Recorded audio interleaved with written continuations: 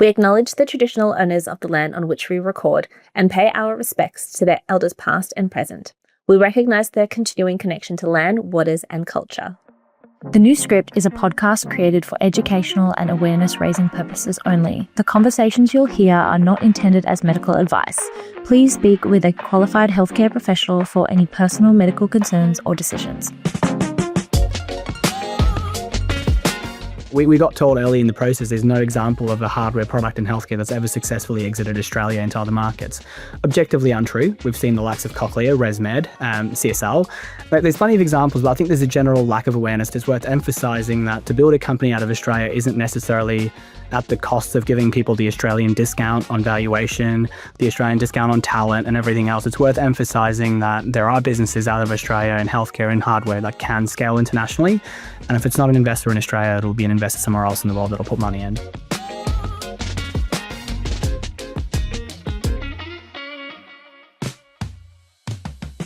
Welcome to the halfway point of Season 1 of The New Script. I'm super excited about this episode because we are opening up the conversation on male fertility.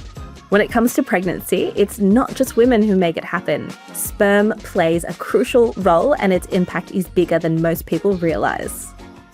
Ash was such a delight to chat to this week, and since we recorded, his company Sapyen was named Australia's most innovative company in health industries for 2024 by the Australian Financial Review.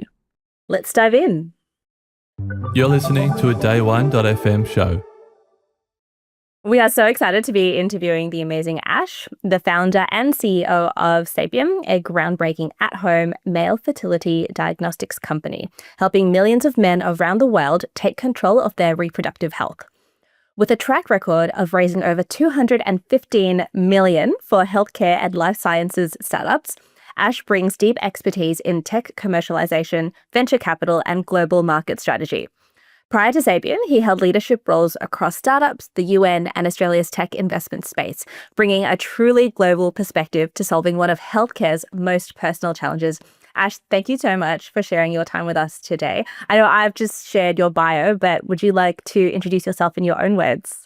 Yeah, for sure. And thanks for having me, friend Makenzie. Really appreciate it. My background, I started off in research, doing research effectively on asteroid bio and whether or not human populations could ever survive long-term space missions, and then went into asteroid mining and trying to evaluate the economic impact of mining asteroids and whether or not you would ever be able to mine for resources that would be actually valuable for us.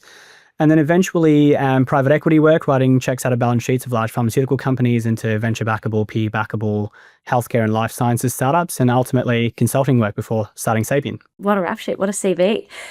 Can you take us back to how you went from asteroid mining to venture capital to consulting and then to Sapyen, and where the idea for Sapyen started? Yeah, a huge portfolio of mine in corporate venture capital was actually acquiring sperm and working across horse sperm, specifically across reproductive areas. And when my uncle went through male fertility diagnosis in the United States for the first time, I thought to myself it would be appropriate to go into an IVF clinic and get a test of my own. But what you notice when you walk into an IVF clinic is a myriad of women who are making a very conscious decision to go through IVF, and the diagnostic tests that they're doing, they're piling up. And then the men who are involuntarily there, and every single person has to get a sperm analysis. And it's a very archaic process. If you've tried to go into a clinic and get a sperm analysis yourself, couldn't help at the time but make the comparison between the fact that 20 years ago, women had to do the same thing with a pregnancy test. Go through an OBGYN office and go through a very uncomfortable process. But today you could go to a Coles or a Woolies and buy a singular pregnancy test for less than $4. And that didn't exist across male fertility, and I thought it was important to make it happen. Love that, Ash. And can you expand a little bit more on how the current fertility services really aren't addressing the needs of families and individuals who are undergoing treatment or exploratory investigations? Look, I think every healthcare practitioner is really trying. But I think what's really happening in the industry, unfortunately, is particularly in fertility, there's a lot of private equity consolidation happening at the moment, where every single IVF clinic that you've heard of is probably being owned by a larger network or owned by a private equity fund. And when you try to commoditize something like IVF, and I think there's significant benefit to commoditizing diagnostics, just like the pregnancy test, because it becomes cheaper and accessible for everybody. But at the same time, you want to keep experience intact. And oftentimes when you commoditize something so quickly and over such a short period of time, you tend to forget that experience is a significant contributor that needs to be worried about. And you are seeing increasingly that fertility clinics aren't necessarily thinking about the experience factor within IVF. And that's what I think needs to be improved on. And hence one of the reasons why we partner with IVF clinics is we let them be good at what they're currently doing, which is the procedures and the science behind it. And we take away the diagnostics, which I think is an excellent and incredibly important part of the process, but still needs to incorporate a significant proportion of experience to it. That's where I think the system can be improved, and that's where I think we play as a business.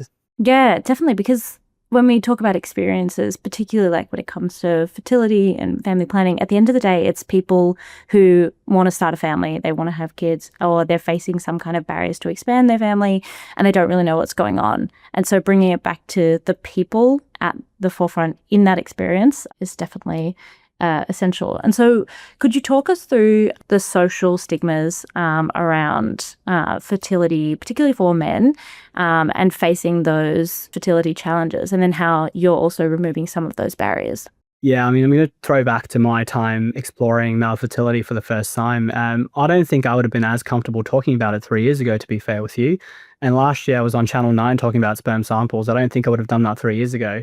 But the reality is oftentimes you don't grow up ever having a conversation about fertility as a man. I think female fertility is so common as a conversation area, and male fertility is mythologized. There's no conversation about it. You don't ever grow up speaking about it with your parents or peer network. And then most men find out about the fact that a sperm analysis is important for fertility, or that they play a significant role in getting the couple pregnant at the time they're at a GP office or an IVF clinic, already unable to get pregnant. And that's a pretty bad time for someone to learn about fertility and their role in it. And that's why it becomes very difficult for most men to go from I've never heard about it to I'm going to participate in it freely, because there's not enough time for most men to digest the fact that fertility is important for them and in the couple. And I think that's why there's a significant proportion of men that are still unwilling to participate. To be fair with you, I think there are quite a few men that want to father a child, that have very deep connection to the idea of being a parent, but don't know how to express it. And I think societally that there's an issue, and I think we need to improve on it and the way we communicate about it. And I think younger people need to be more freely introduced to the concept of fertility, and there's a systematic change that needs to happen, but it's going to take a long time. And that's where we play a role as a business, where we not only work with IVF clinics and make it more accessible and affordable for male patients, but on the flip side, we also make it easier for the female partner that's going through something as difficult as IVF to bring in their male partner and have an easy enough test done to introduce the concept of fertility to their male partner, so they'll engage more freely moving forward. There are so many things going through my mind right now based on everything you've said, and I almost want to go through each sentence and pick it apart. But if I zoom out, I think, Ash, I just want to say what you're doing is so wonderful. To have you as a man, a male, also bringing this conversation to light and representing for this generation, because what a great point in time for us to at least start that conversation, normalize it from a younger age. It's really wonderful. And so would love to turn to the innovation and now, and I'm learning so much from you right here and through the research we had to do prior to this conversation, and have learned that there are so many factors that can influence the overall quality of sperm, including count, concentration, motility, morphology, the pH levels, and the volume. How does understanding all these different elements of sperm quality impact a person or a couple's fertility journey? Can you help to break it down for us? Yeah, so I think contrary to a pregnancy test, which is the example I love using quite a lot, pregnancy test is binary. It tells you whether or not you're pregnant. But a male fertility assessment or a sperm analysis is multifactorial. So it goes into multiple areas, the likes of sperm count, which I think a lot of people are familiar with. And then it goes into volume, concentration, and motility, which is your sperm's ability to swim, morphology, which is the shape and size of your sperm and whether or not they look normal, pH, whether or not the sperm sample, the semen sample is acidic or basic, and the fragmentation levels, how much of your DNA is fragmented. There's so many different components, and each of these plays a significant role. For instance, someone could have a significantly high sperm count, but a reduced motility, which is your sperm, you've got a number of them, but they're just not moving, or they're not moving correctly. And that can impact whether or not you can fall pregnant as a couple.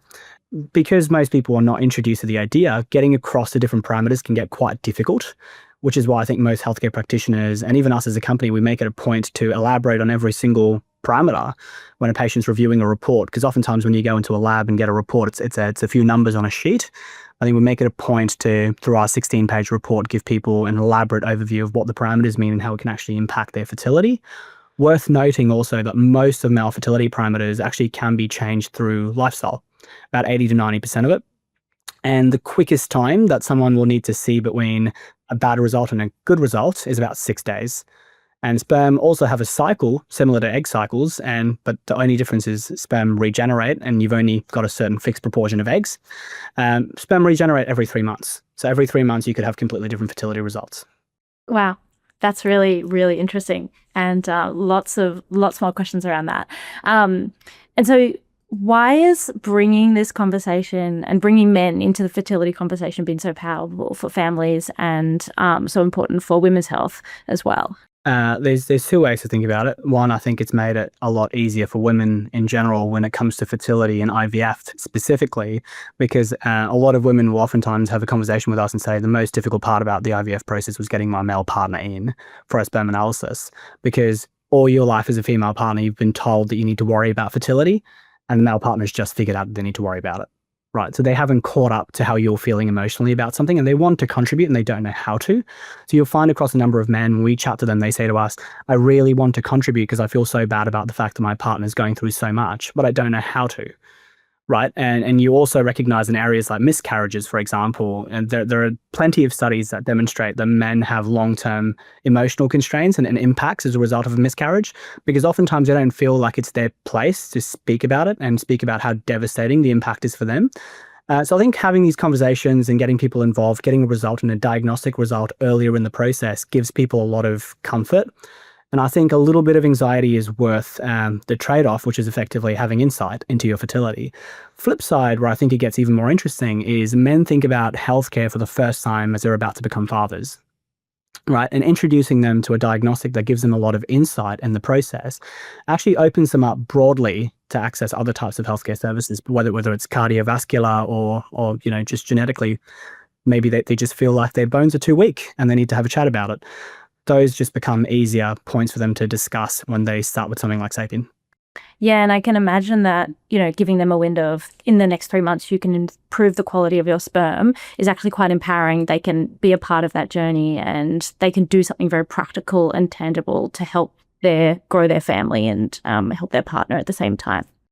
Always. And we always make it a point as well to connect them to the right practitioners in place in case they've got anatomical issues or things that require more than lifestyle changes as well.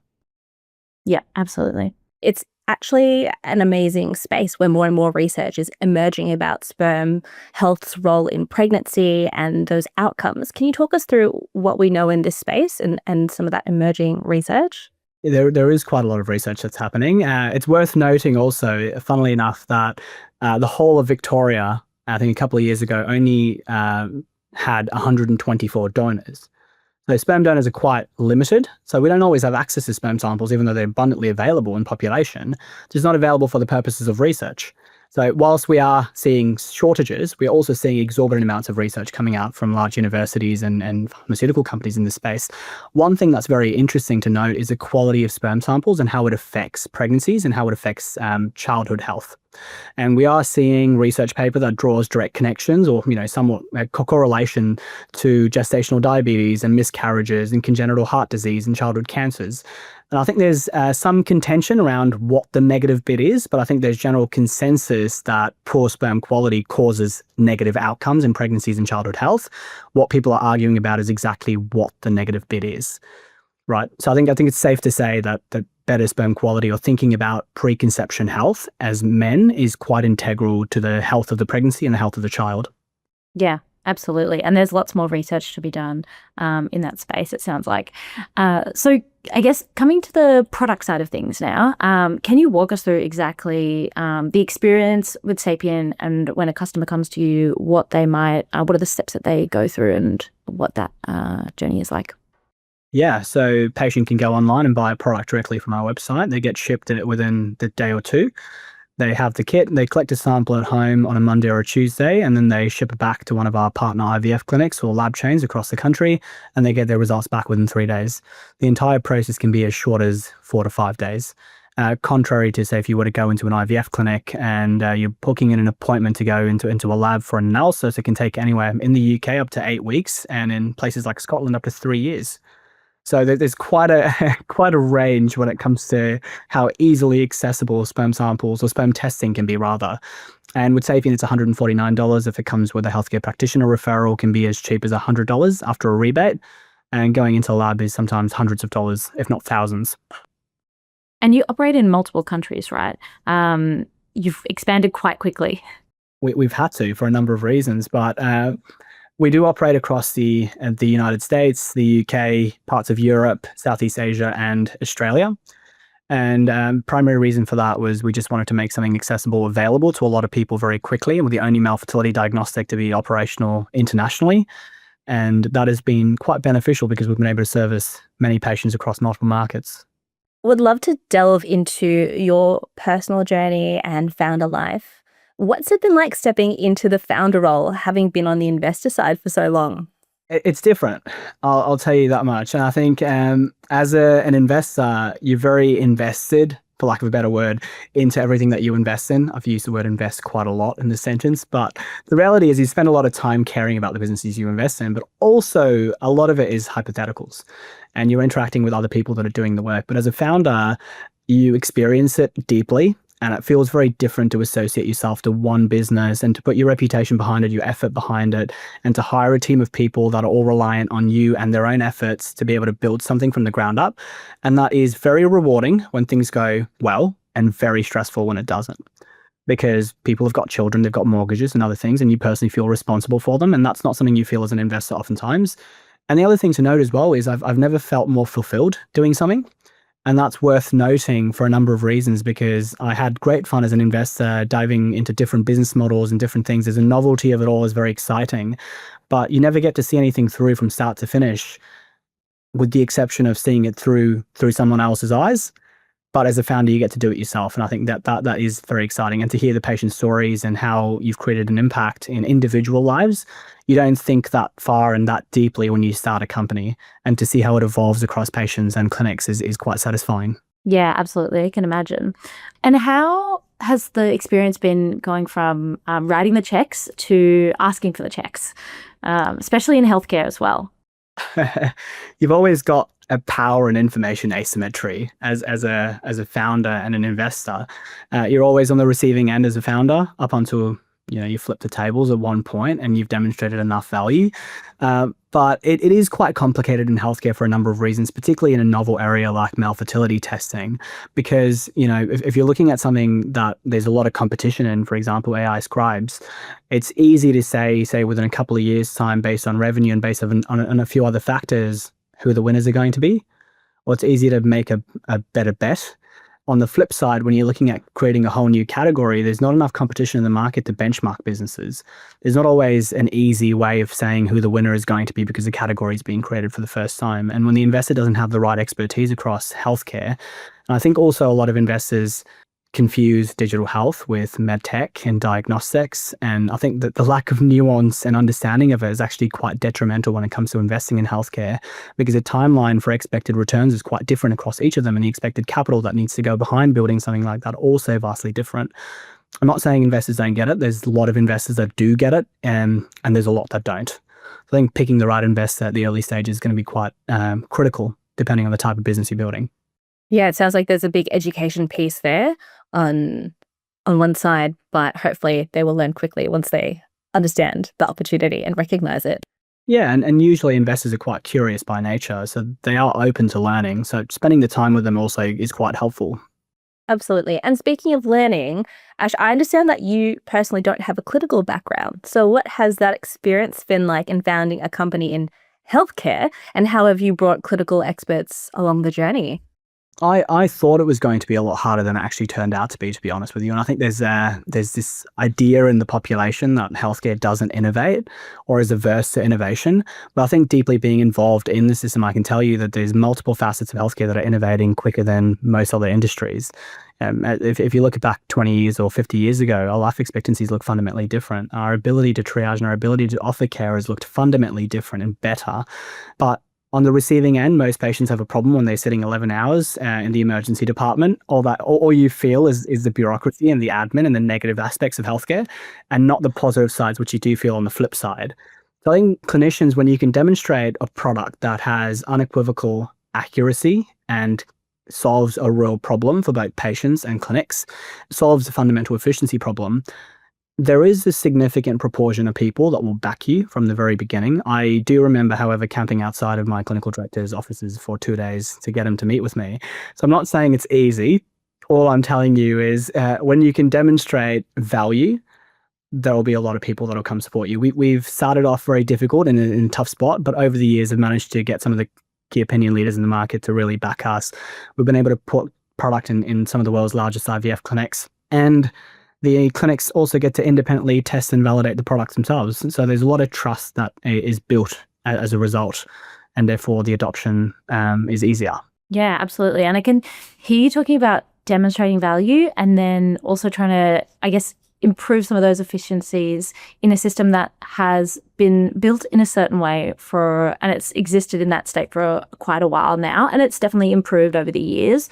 But coming back to that, the experience that we mentioned at the very start of the podcast, have you had any resistance to changing that system or just implementing and integrating some of those efficiencies, either on the clinical side or from some of the larger IVF companies that are out there or anything like that? Yeah, plenty. When we didn't fully understand how to pitch the product or didn't fully understand the value that we were adding to clinic and the urgency of that value, there was a lot of resistance in the market because people are going, well, most clinicians will test the fact that their lives are not particularly easy, especially coming out of COVID or during COVID when the company was started. Everybody had to think about far more than their own jobs as a clinician, and everybody felt a significant sense of relief when we introduced the product. But later down the line, the reality was at the very start, people went, I don't really understand what you're selling me, or why this matters, or why the patient needs to do something at home when they could just come into the clinic and get a test. There is a lot of resistance when people don't fully understand what the value is, and to be fair to them, we didn't fully understand how to communicate it. But over the years, we found a couple of clinicians that were interested enough in the product that were willing to try it, and that feedback and the fact that people were adopting the product quickly trickled down into other clinics wanting to pick the product up, and quickly we started to recognize what value we were adding for the first time to both the clinic and the patient, and now we can communicate it more effectively. And so closing an IVF clinic deal was a lot more quick today than it was, say, 2 years ago, where an average deal took about a year 2 years ago, and now we're under 3 months. Yeah, the early days of finding your kind of value proposition as a founder in healthcare can be really challenging. Do you have any advice for founders in that space that might be listening and how they can nail that pitch quicker, I guess? Now the pitch for selling product? Yeah, or just getting that value piece right earlier. Yeah, I think the one thing to note actually that we really struggled with the early stages was when people keep talking about product market fit. Oftentimes when you don't see product market fit, the gut instinct to something is to change the product. But we didn't, because we didn't have the money to change the product and build a different one. And we believed in the science we built, so we changed our market. We went out to a different country and we sold product there when the industry looked a little bit more consolidated, a little bit more saturated, and there was an IVF clinic for every 100 patients in the market. We went, all right, maybe let's try a different country. So I don't necessarily think it's always down to your product and how you're pitching it. It can also be who you're pitching it to. And we sold our first ever deal in the UK. And up until then, we'd sold absolutely nothing in Australia. I came back from the UK after we closed the deal, and within the next 3 days, we had a deal in the country, in Australia.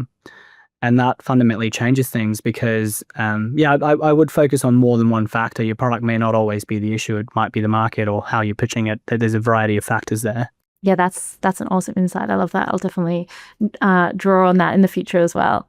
And Ash, I think we're getting great insight into your hustle nature, which is amazing. And, hearing about some of the learnings, the trial and error, camping outside, the door of someone that you want to speak with. I would also love to hear perhaps a time when something has not gone to plan, but taught you an invaluable lesson. So one of the ways I like to frame these is perhaps what's one of your favorite failures. We don't really believe in things being a full failure. There's a lot of talk in startup world about failing forward or failing up. So yeah, can you share a key lesson? I like favorite failure, actually. This might actually be my favorite failure. We started off pricing the product at $398, right? Because we thought to ourselves, end of the day, we want to make a bit of margin on the product. And in fertility, everything's too expensive. A cycle is about $11,000 sometimes. So this is probably the cheapest thing the customers bought that day. And convenience is very, very important to most patients. So they'll end up buying things. But what you realize is labs at the time were selling the kit, like they were selling semen analysis for about $200. And we built a massive wait list of patients online that wanted to try the kit. When we launched our price, we actually became a very strong funnel to send patients to labs because people were going into labs to get the $200 test. And I remember going, why aren't people actually picking a more convenient option? But I think what we failed to recognize at the time was you cannot ever separate accessibility from affordability if you want mass adoption. And I think far too many healthcare companies start in the convenience sphere. They effectively go, well, this is a more convenient way of getting a pill. And it works for a certain period of time until there is something that is cheaper, because all you're doing by offering a convenient product and spending advertising dollars on it is creating awareness across the population, destigmatizing it, and allowing someone that is selling the exact same product for a cheaper price point with reasonable experience to pick it up, right? So we lowered our price quite significantly. We're now $149, and I was saying to you earlier, with a Medicare rebate, it's just over $100, right? We're cheaper than going into a lab, and that massively increased uptake, because what we failed to recognize was it's important to provide people with convenience, for sure, but not at the expense of two vital things, accuracy and affordability, right? So it always needs to be accuracy, which is accurate, which is the baseline of any healthcare product. And then the other two things that underpin a healthcare construction is affordability and convenience. So that trifecta really works well for us. Awesome. I can really see that on like a graph or a quadrant happening. So well answered. Great. I love that favorite failure. Thanks. Let's switch gears now, and because it sounds like you're an incredibly busy person, having built Sapyen in just over 3 years and running around all over the world. So how do you prioritize your energy and well-being as a founder and as a CEO of the company? It's a funny question. I think actually physically I feel healthier today than I did 3 years ago, and I had to make a very conscious decision to do that, because otherwise I was getting very jaded and tired. But flip side, I think what people don't necessarily understand, you could talk to anybody, that even people that haven't founded a company, and they'll probably agree with you that starting a company is very difficult. But most people, including myself, couldn't necessarily tell you how difficult it was going to get. The good moments were great and the bad moments were awful. And we had moments where investors had pulled out of something, or we had an investor go bankrupt. And that effectively, I couldn't sleep for 6 weeks. I had extreme anxiety. And I think what people don't necessarily talk about enough, or in the right context, is how shit this all can end up being from a mental standpoint. Mm-hmm. The only solution to that I found that actually works for me is to surround myself with people that will actually listen and have some kind of empathy on what I'm actually saying. And I know, my parents listen to it, and I've got friends and family that want to talk to me about it. It helps to a great extent, but you always want to find people that understand truly what you're talking about and the magnitude of the crisis. Because usually if I tell mum about something, she'll be like, okay, just quit if it's hurting you that much. Yeah. She's like, I think it's important to worry about yourself first. She's like, just quit. And I'm like, it's not that simple. I think you put too much of your identity behind something, and you really want to see it through, because it both resonates with you personally, and also it's helped and impacted so many people. And the promises that you make as a company to both population and to investors, it comes back to either reward you greatly or make you very fearful.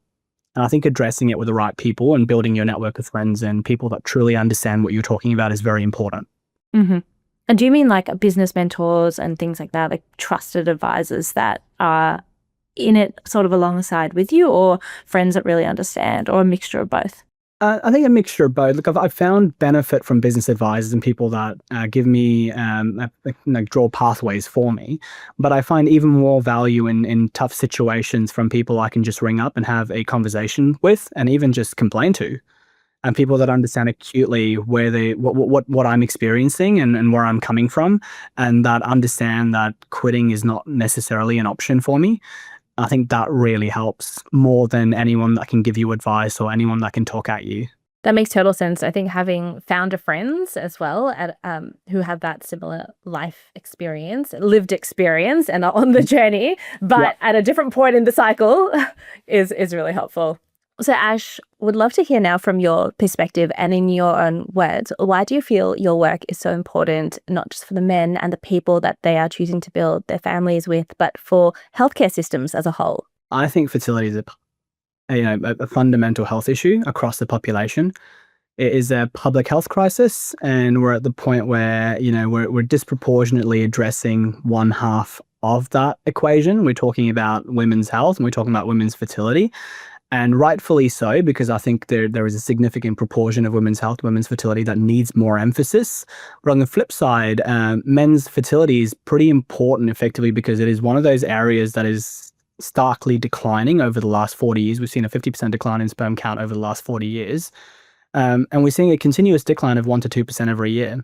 And we're moving towards, I know the news will tell you it's a population collapse, but I don't think we're there yet. But the reality is we're moving towards a very dire environment where the predictions are that 50% of the population will need artificial reproductive techniques like IVF to conceive in the next 20 to 25 years. And that's a pretty negative environment for us to move a population towards. And so when I think focusing on men's fertility, I think focusing on men's fertility in isolation isn't necessarily helpful. It's viewing men's fertility as one of the most important things in building a family together with female fertility that progresses us as a population, thinking about healthcare, thinking about the right infrastructure from a medical standpoint, thinking about the right kinds of foods we eat, the right kinds of medications we're providing. Those all inherently improve the population and our ability to move towards a more naturally conceiving environment where people aren't necessarily always using medical resources to conceive a child. Absolutely. I love that you're leading us away from the dystopic kind of language around it to something a little bit more inspirational, and bringing both people into the mix, because it does take, there are two parts to creating, a baby, an embryo. So that's an important part of the discussion. And so what are you most excited about in the next 12 months for Sapyen? To be fair with you, I'm most selfishly excited about building my team out. And the reason why I say that is because I think we've seen really good adoption across the world when it comes to Sapyen as a product. We've really understood how to deliver the science, and we've got KOLs and clinics all around the world using it on a daily basis. We help patients all the time, and that's all very exciting. But on the flip side, we also get to build a very exciting team, a team that gets to go outside and sell a product that's really going to change the way we look at diagnostics and fertility, impacting both men, women, and the broader IVF environment. And also too, I think this all gets a lot harder when you work with people you don't like, right? And I think that's pretty important because as we build the company across multiple markets, I'm effectively working 5 time zones any given day, right? And I just need to know that if I'm going to wake up to a 3 a.m. call from someone in the UK, then I'm going to wake up to speak to someone that I actually want to work with. And that makes a huge difference because at the end of the day, we're all working towards the same goal and might as well work with people you like. Absolutely. I love that answer. We haven't had one like that yet, which is really cool. Definitely. I feel that way about Makenzie. She and I get to hang out here, talk to awesome people like you, Ash. It's the best. That's fantastic. And so would love to ask, I guess, before we get to our last question that Makenzie will ask you, we've asked you so many questions and you've been so open and forthcoming in your stories, in all the amazing information that you know. Is there anything we haven't asked you that you'd love to share? Yeah, I mean, look, the interesting thing about fundraising and hardware products in Australia is it gets complicated. The environment appears dire, and I think there's a lot of negativity around it. People talking poorly about the venture capital market, about people's understanding of healthcare. And I've done that myself. I think it's worth noting that I've also complained. But I think this is one of those moments where I think it's worth emphasizing that there is always a clear pathway when you build a product that people want. I think I've struggled with that quite a bit because when I felt like I built something people wanted and no one was giving me money, it just feels annoying and it feels frustrating. It feels like you want to go scream at a wall. But flip side, you continue trying. And we got told early in the process, there's no example of a hardware product in healthcare that's ever successfully exited Australia into other markets. Objectively untrue. We've seen the likes of Cochlear, ResMed, CSL. There's plenty of examples, but I think there's a general lack of awareness and we haven't seen those examples recently enough. Right, so people don't necessarily think to highlight them as success stories from Australia. I think it's worth emphasizing the success stories. It's worth emphasizing that to build a company out of Australia isn't necessarily at the cost of giving people the Australian discount on valuation, the Australian discount on talent and everything else. It's worth emphasizing that there are businesses out of Australia in healthcare and hardware that can scale internationally, and to put forward a clear enough plan and communicate that with clarity does a lot for you. And if it's not an investor in Australia, it'll be an investor somewhere else in the world that'll put money in. Yeah, I love that. It's definitely a message that a lot of the hardware, medical device, medtech startup founders need to hear. So appreciate you adding that into the mix. The last question that we always like to end on is, if you could rewrite the script on men's health, we normally ask women's health, but we'll reframe it for this one, men's health, fertility health, let's broaden it a little bit. What would be one thing that you would change? I think talking about healthcare in general, but focusing on men's health and women's health, I would shift the focus away from optimizing for the already optimized population in the market and reaching the genuine millions of men and women who are falling through the cracks on a continuous basis. And what I mean by that is I think we're giving far too many healthy people continuous glucose monitors, and we're testing hundreds of biomarkers across population. And I personally find that that's not necessarily indicative of strong healthcare. It's just lifestyle theatrics, right? What you really need at a population level and true prevention for me is about making healthcare diagnostics accessible, because about 80% of all healthcare decisions are made on the back of a diagnostic. And the simplest of them at the moment is a pregnancy test. You make such vital decisions in healthcare on the back of on a $4 test. And you also need to reduce the friction around it. And we need to be able to catch dysfunction early in people that will not post about it. And the other thing to note is most men haven't even been to the GP in 5 years, right? So, and they think the fact that their knee hurts or they have hair fall is just because of age, and it's not necessarily a signal of something. So if I could rewrite the script, I think it's going to be to stop rewarding health anxiety and start building systems that quietly intercept decline before it becomes a disease.